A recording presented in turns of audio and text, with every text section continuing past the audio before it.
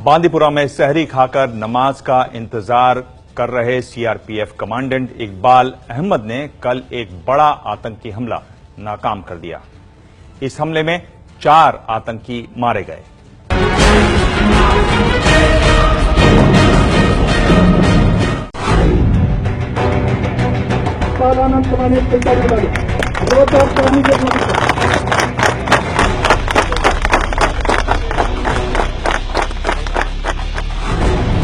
Iqbal Ahmad, CRPF commandant. ये तालियों की गूंज उस अफसर के लिए है जिसने फर्ज के रास्ते में धर्म को आड़े नहीं आने दिया। रमजान के पवित्र महीने में सहरी से साजिश के एनकाउंटर की पूरी कहानी सुनाएंगे। उससे पहले सुनिए रोजा शुरू होने के पहले एनकाउंटर की जगह से 500 मीटर दूर सीआरपीएफ हेडक्वार्टर में क्या हो रहा था। 2:30 बजे मैं सहरी के लिए उठा। उठने के बाद मैं अपनी कार्रवाई करके करीब 3:15 बजे और 3:30 बजे के बीच में बैठा हुआ था और इंतजार कर रहा था कि नमाज की अजान हो तो मैं नमाज की तैयारी करूं।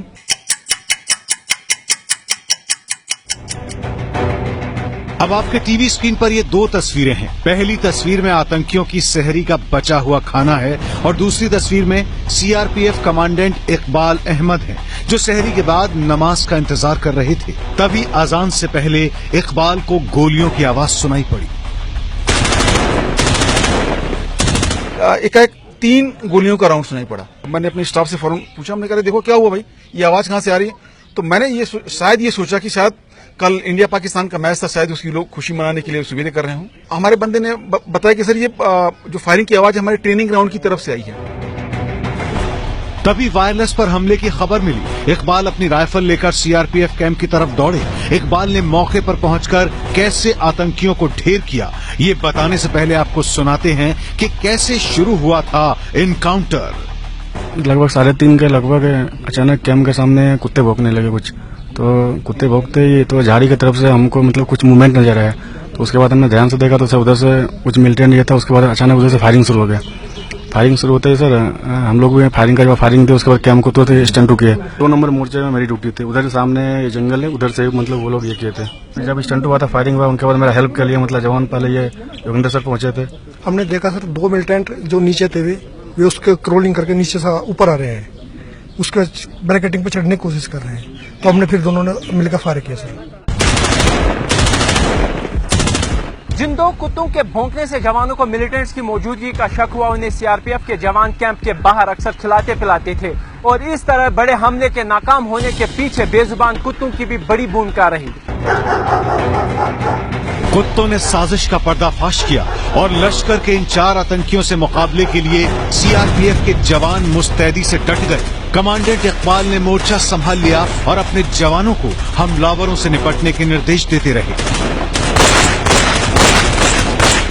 जब मैंने नजदीक पहुंच के देखा तो वहां पे आग के शोले निकल रहे थे क्योंकि अंधेरा था, लाइट नहीं थी उस वक्त। और मैं अपने 2 नंबर मोर्चे के पास रुक गया। मैं वहां से अपने जो हमारे कमांडर थे, हमारे जो मोर्चे के संतरी थे, हमारे जो अफसर साहबान थे, उनको मैं बताता रहा कि आप किस कंटीजेंसी से करें। इसी बीच मैंने पैरा फायर करा ताकि उनका लोकेशन हो। जो फिदाइन थे वो डिटेक्ट हो गए। 1.5 घंटे तक चले ऑपरेशन के बाद 4 आतंकी ढेर हो गए। तब जाकर इकबाल अपने हेडक्वार्टर में लौटे।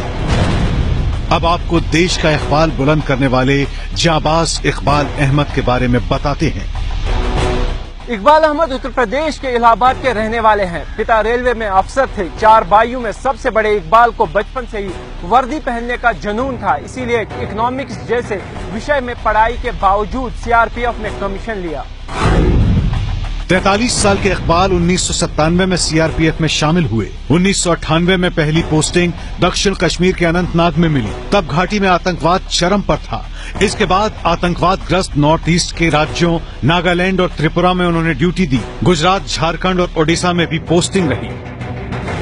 2011 में एक बार फिर कश्मीर घाटी में इकबाल का ट्रांसफर हुआ। यहाँ 2011 से 2015 के बीच बांदीपुर में कई इलाकों में तैनात रहे और एंटी मिलिटेंसी ऑपरेशंस का हिस्सा बने। 4 सालों में इकबाल ने मुखबिरों का ऐसा जाल बिछाया कि पूरे जिले में मिलिटेंसी का नामो निशान मिट गया।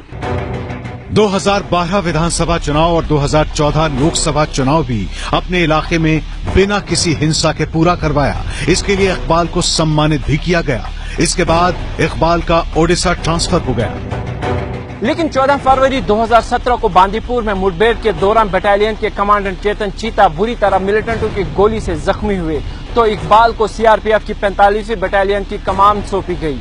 इकबाल एक बार फिर अपनी कर्म भूमि पर लौट आए और इस बार जो उन्होंने किया उसे न केवल सीआरपीएफ बल्कि पूरे देश को गर्व है। मैं 11 से लेकर 15 तक इसी बांदीपुरा जिले में कार्यरत रहा हूं। वो एक वजह थी कि इस जगह पे मुझे चुना और मैंने अपने सोर्सेज से अपने बाकी लोगों को मोटिवेट करके इस ऑपरेशन को कामयाब देने में कामयाब रहा। बांदीपुर से आसिफ कुरैशी की रिपोर्ट। ये है एबीपी न्यूज, आपको रखे आगे।